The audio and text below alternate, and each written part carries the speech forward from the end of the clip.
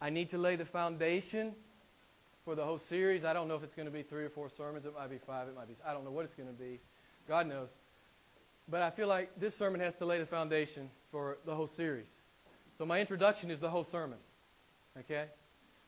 So, please bear with me as we consider the creation account, Genesis chapter 1 and 2. In the beginning, God created the heaven and the earth. Arguably the most important words ever spoken or written by mankind. Arguably the most important verse in the Bible. If Genesis 1:1 is true, the implications for mankind are nothing less than eternal. We have a creator, therefore we have a lawgiver, and we have a judge, to whom we will give an account. It matters, if Genesis 1:1 is true, it matters every single day when we get up how we live. If Genesis 1:1 is true. If Genesis 1:1 is false, ultimately nothing at all really matters.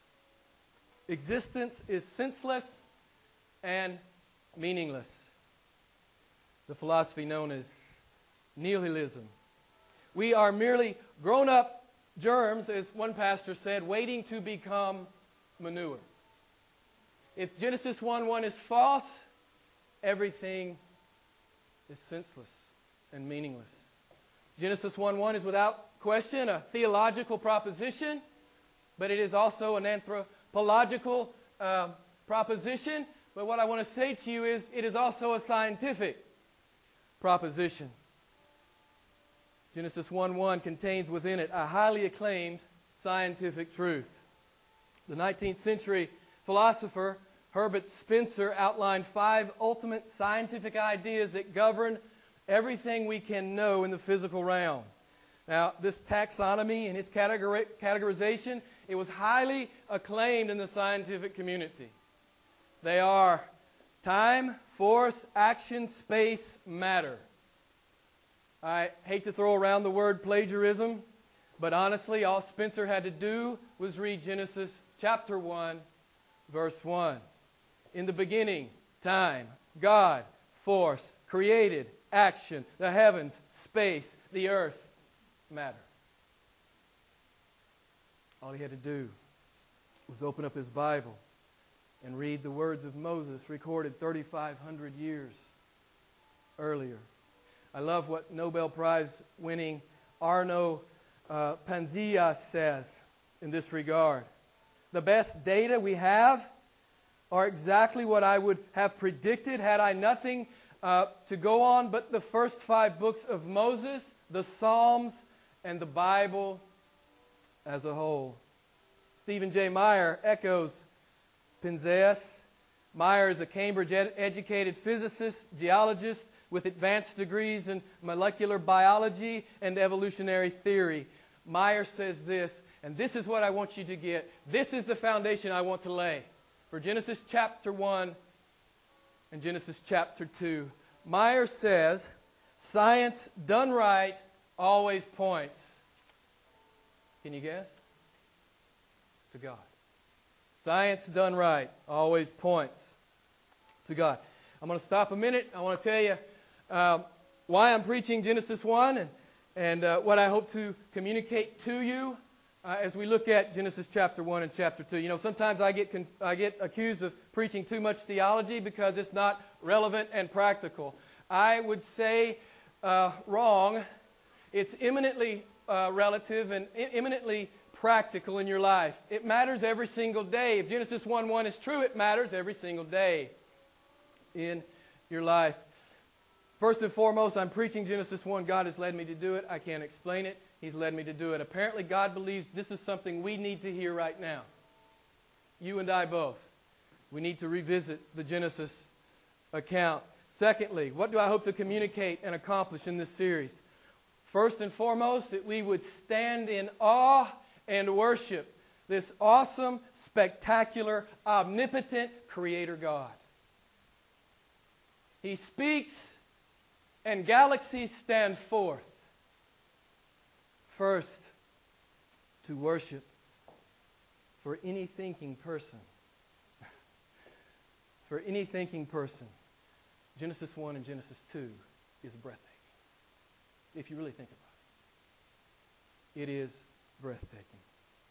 2, for those of you who have been taught that macroevolution is a scientifically proven fact, I want to encourage you to catch up with modern science. Science done right points to God, and I want to say to you, if you know anything about current scientific discoveries, Darwin and his adherents are on the run.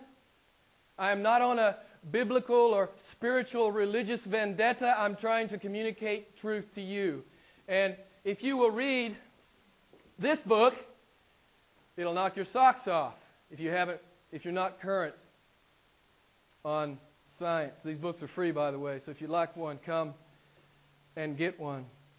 I love what PhD Bill Craig says, cosmologist, regarding the current scientific discovery. He says this: the situation is exactly reversed from 100 years ago. The shoe is on the other foot. The Christian can stand confidently with the biblical record, knowing it is in line with mainstream astrophysics and cosmology. I love that quote. Cosmology, big word for the study of origins. Listen to what else he says. It is the atheist and the naturalist who feels uncomfortable now and tends to be marginalized with respect to science done right. The third thing I hope to communicate is that God's Word can and should be trusted by His people. Genesis 1 and 2, God says what He means what He says. He's unambiguous, and so should you be. God is unambiguous, and you should be as well. Christians don't have to accommodate unproven and increasingly discredited theories of men.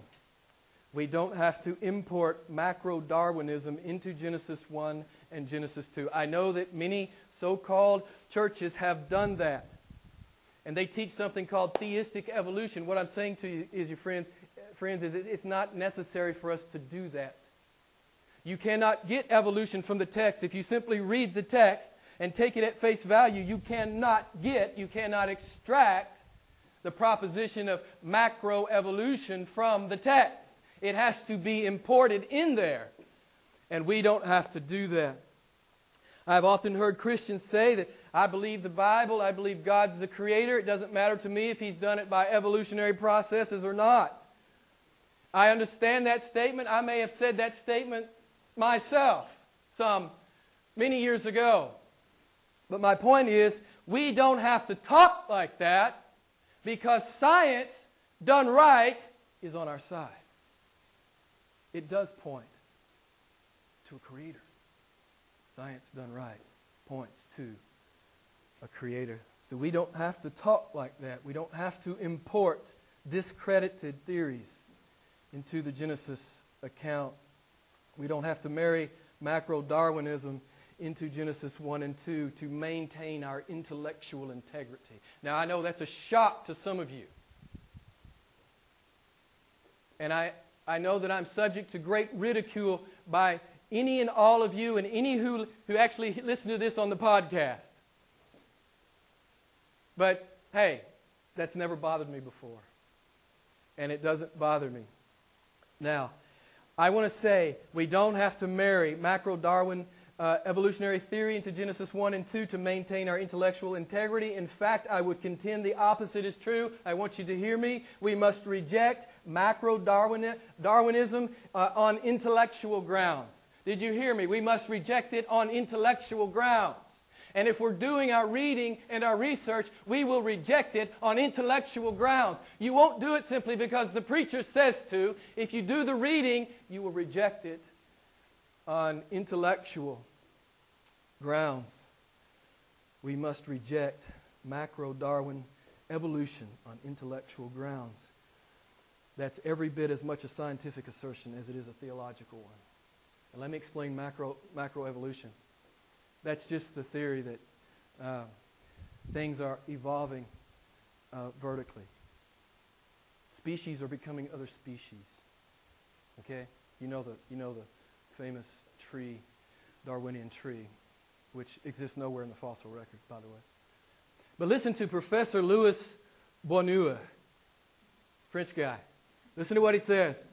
Formerly the president of the Biological Society of Strasbourg and director of the Strasbourg Zoological Museum, and is now the director of research at the French National Center of Scientific Research. You're going to love this, I think. He says, evolution is a fairy tale for grown-ups.